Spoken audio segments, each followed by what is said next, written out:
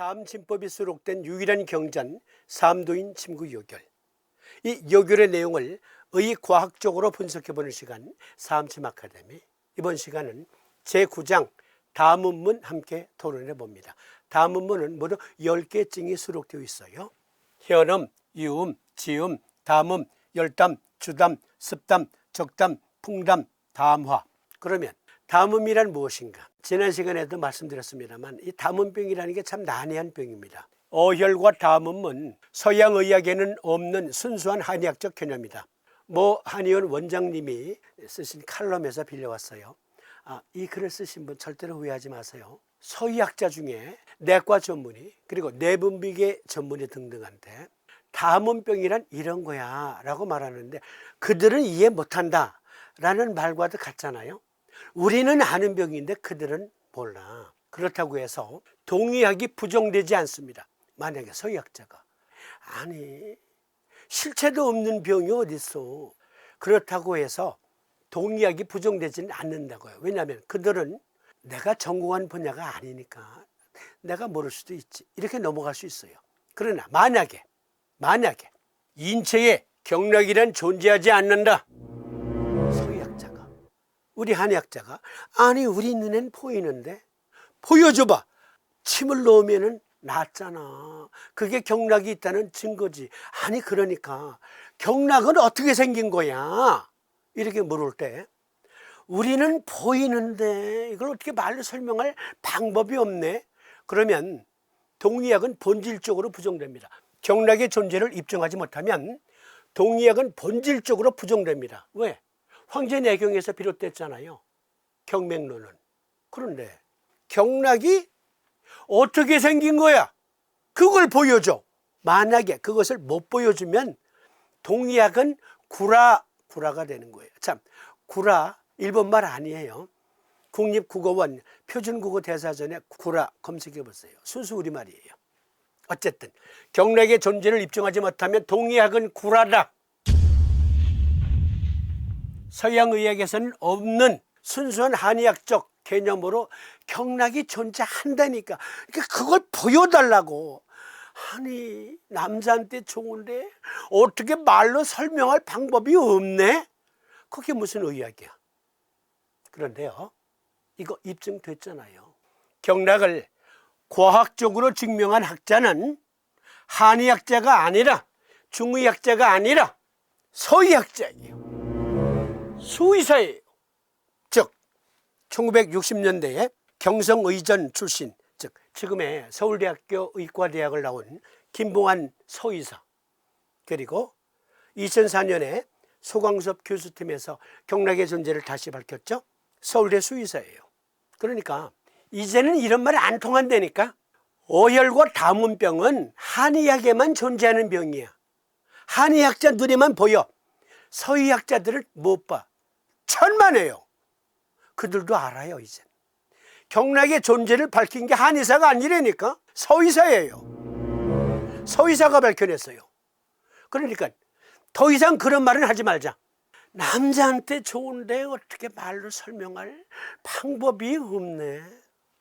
WHO에서 2020년에 낸 침구학 교습서, 침구 치료를 시행하고 있는 2019년 현재 113개국이에요. 그 회원국에 대한 그들을 위해서 세계보건기구가 침구사 기본 훈련 및 안전에 관한 표준 지침서를 마련합니다. 이제는 경락의 존재 부정하는 의사 없어요. 만약에 우리나라의 어떤 서의학자가 경락이 어딨어 라고 말하면 그는 무식한 사람이지. 무식한 사람. WHO에서도 표준 지침서를 만들 정도니까. 그리고 이 책 WHO에서 나왔잖아요. 361개의 표준 경혈도. 이 책으로 전 세계 침구과 대학에서 가르치는 거예요. 이 지침에 따라서 가르칩니다. 전 세계적으로 임상 환경에서 침술 사용이 증가함에 따라 실제 침술 치료를 비교하고 평가할 수 있는 침술 교습에 대한 기준을 개발할 필요가 있습니다. 이 문서는 침술 치료 관리에 대한 단계별 지침을 제시하고 침술 서비스를 제공하기 위한 최소한의 인프라 요구사항을 제공하며 침술의 안전한 시술을 위한 핵심 요소를 강조합니다. 이 문서는 정책 위반자, 즉 침구 치료를 시료하고 있는 나라, 그 나라의 당국자들, 보건당국자들, 의료 종사자, 교육 제공자 및 일반 대중에게 도움이 될 침술 시술을 평가하는 데 유용한 참고 자료를 제공합니다.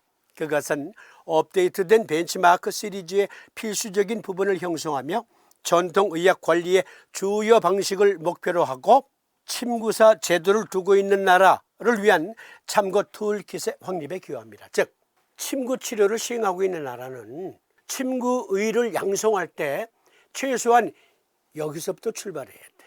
어느 경혈에 침술이면 두통이 낫고 요통이 낫고 그 내용은 없고 일단 그 의사의 기본 교육을 강조하는 거예요. 이 문서에서 아주 유용한 내용이 많이 들어있는데 일부러 여기에 크게 주소를 적었습니다만 이거 적을 필요 없어요. 적지 마세요. 무료로 다운받을 수 있는 방법 알려드릴게요. 이거 업로드하면서 우리 방송 게시판에 이 주소를 그대로 옮겨 놓을게요. 그러면 그대로 복사하세요. 그리고 구글 검색란에 놓고 클릭. WHO에서 이것을 무료로 제공하고 있어요. 무료로.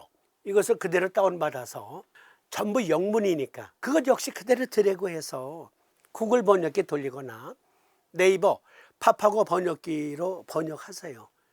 유용한 내용 많습니다.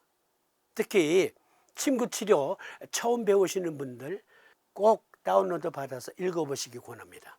그러니까 이제는 경락의 존재를 부정하는 서의학자 없다니까요. 경락의 존재까지도 서의사들이 밝혀냈어요. 어혈병, 담원병, 서의학자들은 몰라. 아니에요. 그들도 알아요. 이젠 안다고요. 기왕에 말씀드린 김에 담적병, 총한탄 요약. 담적이란 위장에서 다 소화되지 않고 위장에 밥통에 그대로 남아 노폐물이 된 담, 그것으로 인한 독소가 위장 벽에 쌓여서 굳어진 것을 말하는데 담적병 혹은 담적증은 이 담적이 유발하는 각종 질환을 뜻한다. 이것 역시도 서의학에서는 없는 개념이야 라고 말해왔어요. 이 논문도 무료로 공개된 논문이니까 다운받아서 보세요. 이거 담적, 위장이 굳어지는 새로운 위장병의 발견과 치료법이라는 책을 최뭐뭐뭐 한의사가 2009년에 발표했어요. 그 이후로 담적 용어가 일반인들에게 널리 퍼지게 되었다. 점차 많은 한의사들이 최의 담적 개념을 그대로 받아들여 각종 서적과 뉴스, 블로그, 동영상 등의 매체를 통하여 담적은 위장이 굳어지는 병이라고 설명하고 있는 실정이다 하면서 이제 이 병에 대해서 브라브라브라 논하고 있습니다. 읽어보시면 또 유용한 내용 많아요. 담적의 개념 정리를 위한 문헌적 고찰, 이거 쓰시고 클릭, 그리고 다운로드. 그런데 이 병 역시 순수한 한의학적 개념이지 서의학에는 없는 병, 그런 게 어디 있어요. 여기 담적은 위장이 굳어지는 병, 한마디로 말하면 이미 우리 토론했잖아요. 이 병을 왜 서의사들이 몰라요? 알아요. 이름하여 위마비. 역시 구글 검색란에 gastroparesis 그대로 치고 클릭. 수십 편의 논문이 나와요. 이 논문에서 말하는 것, 그리고 이 역시 어느 한의사가 낸 칼럼에서 빌려온 글인데 100%, 100% 일치해요. 담적병, 위마비와 똑같은 병이에요. 똑같은 것. 그런데 우리나라의 일부 한의사들은 밥통에 음식 찌꺼기가 남아서 그게 독소로 바뀌었어. 그것 때문에 그래 라고 말하는데 거의 비슷해요. 네. 어쨌든 담적병, 위마비라는 병과 똑같다. 이것을 왜 강조드리냐면 담원병, 순수 한의학적 개념이다. 아니라니까. 그걸 과학적으로 입증하지 못하면 그들만의 리그, 찻잔 속의 태풍, 한의학의 위상이 한껏 추락합니다. 경락의 존재도 밝혔는데 서의사지만, 수의사지만. 그러니까 우리들만 아는 병이란 없다. 따라서 담원병 역시 의과학적으로 증명하지 못하면 각각의 친구들을 의과학적으로 증명하지 못하면 요결은 굴하다. 담음이란 무엇인가? 담음은 장준경의 금계요략 제12편 담음, 해수, 병맥증, 병치에 수록된 음병 증후를 논한 것에서 비롯된 병증이에요. 오리진은 중경사 제1절에 보면 문월 부음유사 하위야, 음병에는 4가지가 있다고 하는데 무슨 말입니까? 하니까 선생이 유담음, 유현음, 유이름, 유지음, 즉 음병은 담음, 현음, 이름, 지음이 있다. 이렇게 4개의 병을 논한 것에서 비롯된 거예요.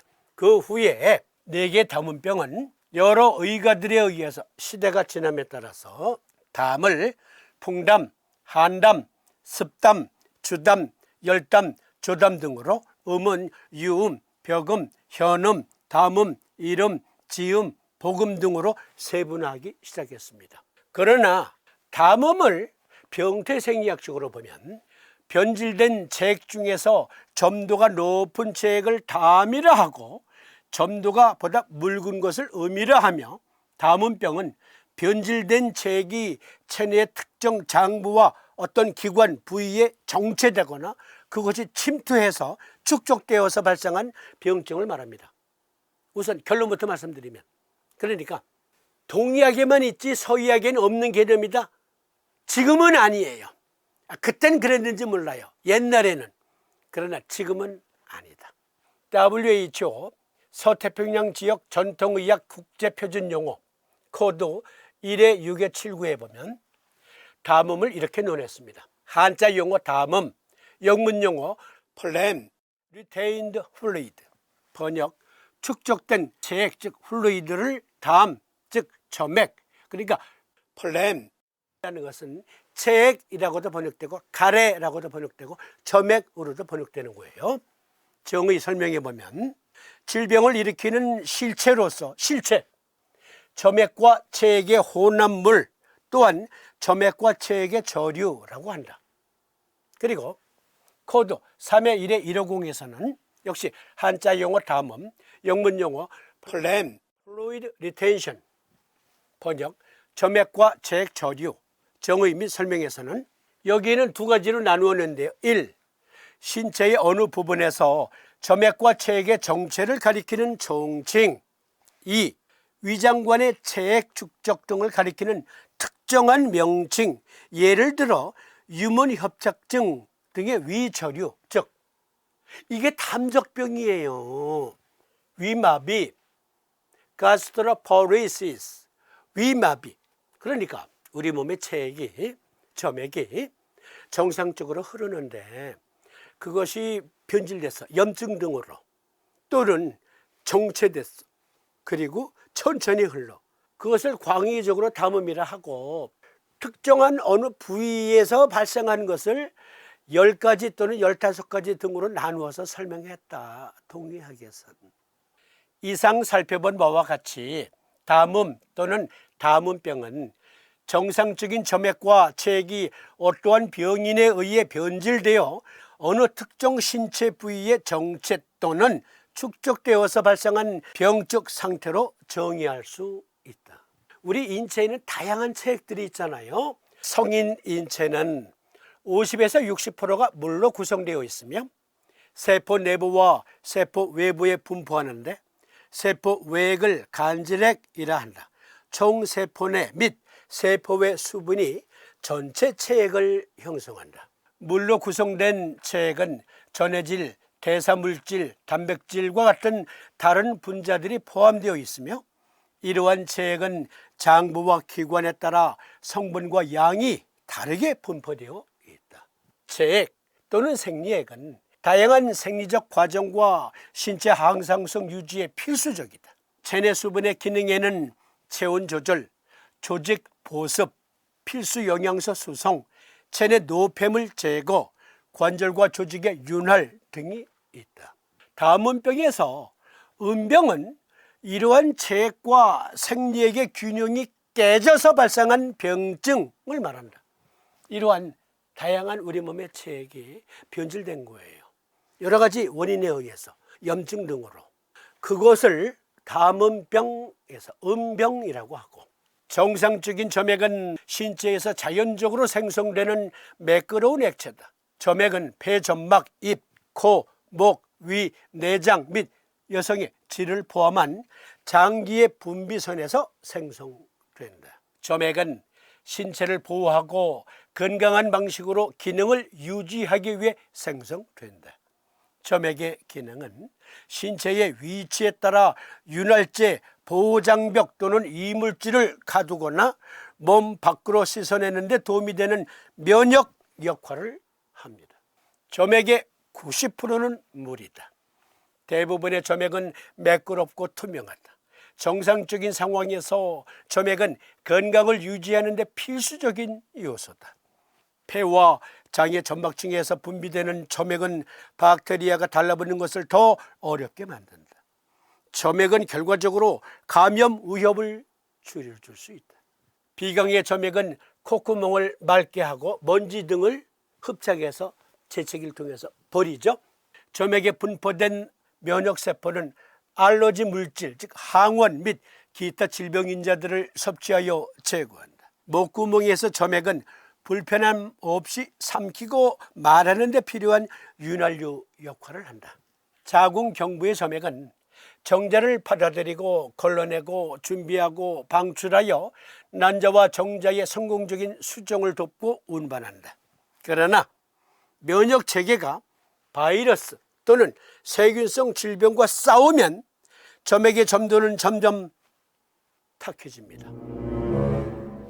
예를 들어 박테리아, 바이러스 등이 폐경으로 침투하면 폐 점막층에서 면역세포들이 항원에 대항하여 쟁투하는데, 이때 점막층의 점액엔 면역세포들과 항원의 사체들이 섞여 변질되어서 기침 등으로 배출되는데, 서인은 이것을 고름이 섞인 분비물, 디스차지 등등이라 하고 스파툼, 즉 가래라고 말하고, 동인은 폐의 담음 또는 이것을 폐의 담이라 한다.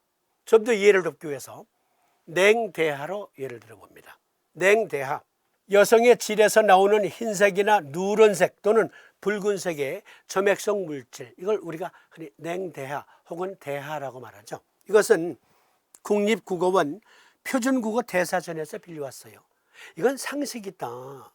의학 공부 안 해도 이건 상식이다라는 말이에요. 즉 여기에 대하는 정상적인 분비물, 아니 붉은색 대하도 맞습니다. 생리 중에 냉대하는 붉은색일 수밖에 없죠.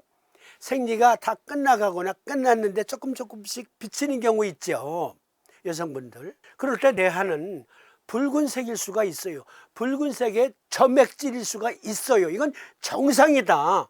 누런색도 흰색도, 즉 염증으로 인한 게 아니면 정상이다. 그러나 여성의 질에서 흰색이나 누런색 또는 붉은색의 점액성 물질이 흘러나오는 병적인 상태에서 이것은 병이야. 즉 정상적인 담음, 이쪽은 부인병으로서의 담음병이에요. 이해하시겠어요? 서의학에서는 모르는 병이 아니고, 우리만 아는 병이 아니고, 우리 몸에 정상적으로 분비되는, 신체 여러 기관에서 정상적으로 분비되는 체액 그리고 점액, 그것은 우리 몸의 신진대사에 반드시 필요한 존재들. 그런데 어느 특정 부위에서 그것이 과량으로 분비돼. 그리고 그게 어느 특정 부위에 쌓여서 병증을 일으킨 것. 이게 담음병, 음병, 담병, 통틀어서 담음병. 그러므로 유음, 벽음, 현음, 담음, 일음, 지음, 복음 등의 담음병과 풍담, 한담, 습담, 열담, 조담 등의 담병 또는 담적병은 각각 고유한 특정 질병을 말하는 것이 아니라 특정 신체 부위에서 발생한 염증, 체액의 과도한 축적, 삼출성 분비물 등에 의한 점액과 체액의 변질 또는 정체, 축적된 상태로서의 질병, 이렇게 봐야 되는 거예요. 우리만 아는 병이 아니고 서의사들도 안다. 그래서 10개의 징후를 이제 의과학적으로 강론 분석을 해보십시다. 강론 주석 1. 현음. 원문에 보면 요결 원문의 견증 심복에 기가 체하여 양쪽 갈비의 통감을 소화하는 증이다. 잘 모르겠거든 십조탕. 요법 현음은 심화인지라 단전을 영, 즉 흐르는 방향 거꾸로 침을 꽂아라. 소부와 태백효를 보하고 소회 양곡을 사하라. 무슨 병입니까? 그리고 요법의 의미는 무엇입니까? 이어지는